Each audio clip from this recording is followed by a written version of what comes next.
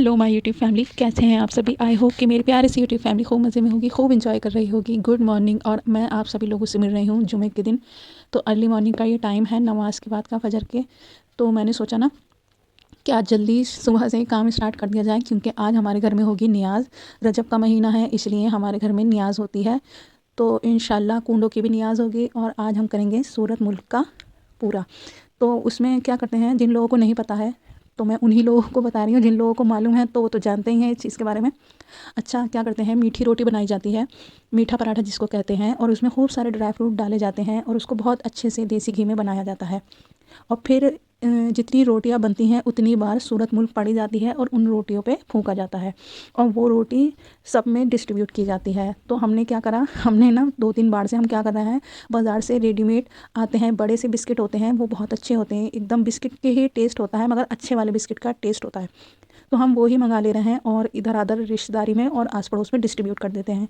तो हम तो सोच रहे थे कि आस पड़ोस से भी लोगों को बुलाएं, मतलब लेडीज़ को। फिर मम्मी ने बोला कि बहुत टाइम लग जाएगा।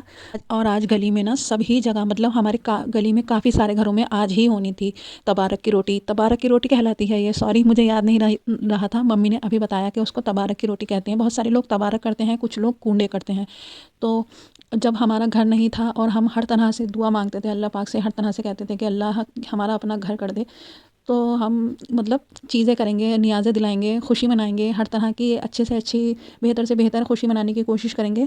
तो अल्हम्दुलिल्लाह अल्लाह पाक ने घर कर दिया है। हालांकि अभी घर हमारे नाम पूरी तरीके से हुआ नहीं है, क्योंकि हमारे पास इतने पैसे नहीं थे जो हम इसकी फ़ुल पेमेंट कर पाते, तो हमें लोन लेना पड़ा है इस घर के ऊपर। तो अल्हम्दुलिल्लाह अल्लाह करवा देगा, जब उसने घर करवाया है तो इस घर को भी हमारे नाम करवा देगा इंशाल्लाह। तो मेन पॉइंट यही है कि जब अपना घर हो जाता है ना तो हर तरह की खुशी मनाने का दिल चाहता है। हमारा पहले हम रेंट के मकान पे थे ना, तो भी हम माशाल्लाह से अल्हम्दुलिल्लाह कि हम सब चीज़ें करते थे और हमारे घर में ना बहुत ज़्यादा मेहमानदारी भी होती थी। यकीन माने कि हम जिस जिस घर में बहुत छोटे छोटे सारे घर में रहे ना, उन घरों में तो हद से ज़्यादा मेहमानदारी होती थी। कोई एक दिन ऐसे खाली नहीं जाता था जो हमारे घर में मेहमान नहीं आए। और एक बार तो हम इतने छोटे घर में थे, मतलब एक हमारा बेड देख रही हैं आप, इस बेड के साइज़ का कमरा था तो हमारे घर में ईद पे सभी आ गए थे माशाल्लाह से।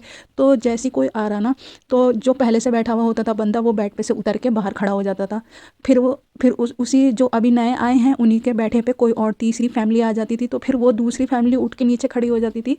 तो समझ ले खड़े होके बैठ के हमारे घर में लोगों ने बहुत, खैर हमारे घर में बहुत ज़्यादा हमारे रिश्तेदारों ने ना बहुत ज़्यादा इस बात को समझा कि ये परेशानी में रह रही हैं, लेकिन उन्होंने ये नहीं करा कि वो हमें ये सोच के छोड़ देते कि भाई ये तो बहुत गरीब हैं, इनका तो कुछ हिसाब ही नहीं है, इनके घर में तो बैठने तक की जगह नहीं है। तो कहते हैं ना, इंसान के घर में जगह हो ना हो, मगर उसके दिल में जगह होनी चाहिए। और ऐसे लोगों को अपने साथ भी हमेशा रखना चाहिए जो आपसे मोहब्बत करते हैं, जिनको आपकी ज़रूरत होती है, ना कि आपके कपड़े की, आपकी जूती की, आपके जेवर की या आपके घर की, है ना। दूसरे का माल हमेशा दूसरे का ही रहता है, कभी वो अपना हो नहीं सकता। तो इसलिए उन चीज़ों से खुश हों जिन चीज़ों से हमें फ़ैज़ हासिल होता है। देखें, कोई हमसे अच्छी बात करता है तो इस बात से हमें फ़ैज़ हासिल ये हो रहा है कि हमारा दिल खुश हो जाता है उस इंसान से बात करके। अगर कोई हमें मुस्कुरा के देखता है तो भी हमारा दिल खुश हो जाता है। और हमारे दिल से ना यही बात निकलती है कि इस इंसान से जब भी बात करो हमेशा ये मुस्कुरा के बात करेगा, हमेशा अच्छी बात बताएगा, हमेशा दुआएँ देगा। तो जब ऐसे लोगों को अपने साथ रखते हैं ना, तो खुद ब खुद अपने दिल में ना जो कमी होती है, जो किसी वजह से लगता है ना कि भाई हमारे पास ये चीज़ नहीं है, ये चीज़ नहीं है, तो ऐसी कमियां दूर होने लग जाती हैं। इंसान दिल ही दिल में इस बात से खुश हो जाता है कि कोई बात नहीं, मेरा घर नहीं है तो क्या हुआ, मेरे पास ऐसे लोग तो हैं जो मुझसे मोहब्बत करते हैं, जिनको मेरी ज़रूरत है ना। आज के टाइम में ये सारी चीज़ें मिलना बहुत मुश्किल है, समझ लें इम्पॉसिबल चीज़ है। अगर आपके पास भी ऐसा कोई है जिसको सिर्फ आपसे लगाव हो, आपकी किसी चीज़ से लगाव नहीं हो, तो मैं कहूँगी मेरी प्यारी बहन, मेरी प्यारी अपी, ऐसे ही इंसान को अपने दिल जिगर से लगा के रखें, उसकी पूरी इज़्ज़त करें, उसकी कदर करें। क्योंकि आज के टाइम में अगर कोई आपकी इज़्ज़त कर रहा है ना, तो बहुत महंगी चीज़ वो आपके ऊपर खर्च कर रहा है। अगर कोई हम पे पैसा खर्च कर रहा है ना, तो डज़न्ट मैटर कि वो पैसा खर्च कर रहा है, हो सकता है वो किसी और वजह से भी खर्च कर रहा हो। उसके दिमाग में ये भी बात आ सकती है कि आज मैं इन पे खर्च कर रहा हूँ, कल ये खर्च करेंगे। लेकिन अगर कोई आपसे इज़्ज़त, मोहब्बत और हमदर्दी से पेश आ रहा है ना, तो ये समझ लें वो बहुत कीमती चीज़ आपके ऊपर खर्च कर रहा है, और पलट में वो सिर्फ आपसे इन्हीं चीज़ों की डिमांड करता भी है। तो हर किसी से मोहब्बत से, इज़्ज़त से पेश आएँ। और अल्हम्दुलिल्लाह मेरा घर हो चुका था साफ़, झाड़ू पोछा सब हो चुका था। मैंने वो नहीं दिखाया आप लोगों को क्योंकि मैंने सोचा बहुत बड़ा व्लॉग हो जाएगा। और देखिए मैं कहती रहती हूँ ना कि ज़्यादा महंगी शॉपिंग नहीं करनी चाहिए। तो ऐसा नहीं है कि हम अपने ही कपड़े सस्ते ख़रीद के लेकर आते हैं, हमारे भाई भी सस्ते ही कपड़े ख़रीद के लेकर आते हैं, मगर माशाल्लाह बहुत अच्छे होते हैं। पैंटें मैंने आपको दिखाई, तो ये मेरे भाई लेकर आए थे और ये 250 रुपये की एक पैंट है और अच्छी है, कंपनी की है। तो ऐसा नहीं है कि लेडीज़ ही सोच समझ के चलती हैं, जेंट्स भी हद से ज़्यादा सोच समझ के चलते हैं। लेडीज़ तो शादियों में तरह तरह के सूट बना भी लेती है, लेकिन जेंट्स वो तो बेचारे कितनी शादियों में सेम कपड़े पहन के चले जाते हैं, मगर इतना कोई ख़ास उनके साथ में ना कंपटीशन का भी सवाल नहीं उठता है। लेडीज़ के साथ में ये परेशानी बहुत ज़्यादा पेश आती है। तो इस वजह से मैं उनको ये नहीं कहूँगी कि आप कपड़े नहीं बनाया करें, लेकिन अपनी जेब के हिसाब से बनाया करें। ठीक हो गया। देखें, जुमे का दिन सिर्फ घर को साफ़ करने के लिए नहीं होता है। जुमे का दिन इस बात के लिए होता है कि हम अपने दिल को, अपने ईमान को और अपने जहन को भी साफ़ कर दें। अगर हमारे दिल में किसी की तरफ भी कोई भी ज़रा सी भी बुराई है ना, तो मेरी प्यारी बहनों अपने दिल से उन बुराइयों को निकाल दो। हर चीज़ को अल्लाह के हवाले कर दो। ये कह दो कि अल्लाह, उस इंसान ने मेरे साथ में गलत करा, लेकिन अब मैं अपने साथ में बेहतर चाहती हूँ, तो मैं अब उस इंसान के बारे में सोचना नहीं चाहती और मैं ऐसे इंसान को अपने पास भी नहीं देखना चाहती। तो जो आपका बुरा सोचते होंगे ना, वो खुद ब खुद आप लोगों से दूर होते चले जाएंगे। ऐसे रास्ते खुल जाएंगे ना आपके लिए कि वो खुद ब खुद आपसे दूर हो जाएंगे। और जब दुश्मन दूर हो जाता है ना, तो खुशी अपने घर में ऐसे ही आ जाती है, क्योंकि बुरा चाहने वालों की नज़र बहुत ख़राब होती है। वो हर छोटी से छोटी चीज़ पर नज़र लगा देते हैं।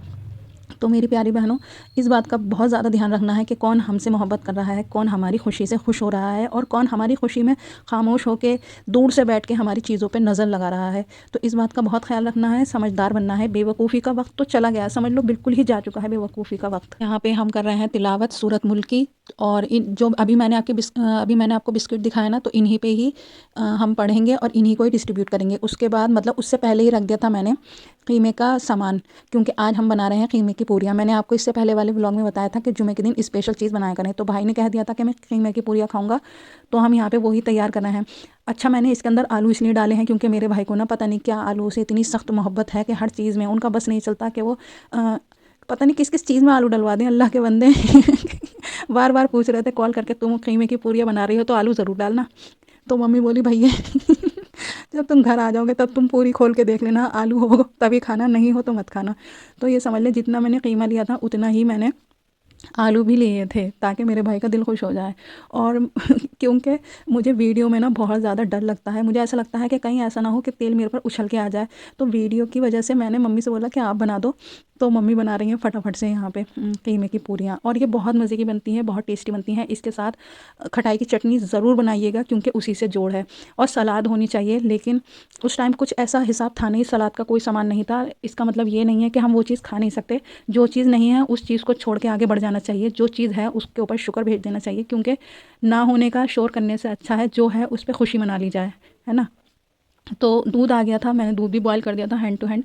अच्छा, हम 2 दिन का मंगवा ले रहे हैं एक साथ दूध 2 किलो एक साथ मंगवा ले रहे हैं, क्योंकि फिर सर्दी का भी टाइम है और डर भी नहीं है अल्हम्दुलिल्लाह किसी बात का कि भाई इसका हार्ट फेल हो जाएगा फट जाएगा, तो इस वजह से।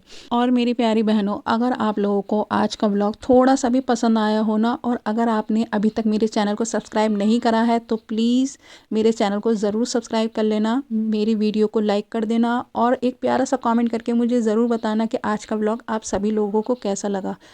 और जिन लोगों ने मेरे चैनल को सब्सक्राइब करा है उनके लिए ये पूरियाँ, आप लोग भी आ जाएं हमारे साथ में लंच एंजॉय करें। तो मेरी प्यारी बहन, जब आप व्लॉग देखते देखते यहाँ तक आ चुकी हैं, तो उम्मीद करती हूँ आपको पसंद भी आया होगा। तो प्लीज़ चैनल को सब्सक्राइब कर लेना अगर चैनल को सब्सक्राइब नहीं करा है तो। फिर मिलती हूँ एक न्यू व्लॉग में, तब तक अपना बहुत ख्याल रखना। Take care and bye bye.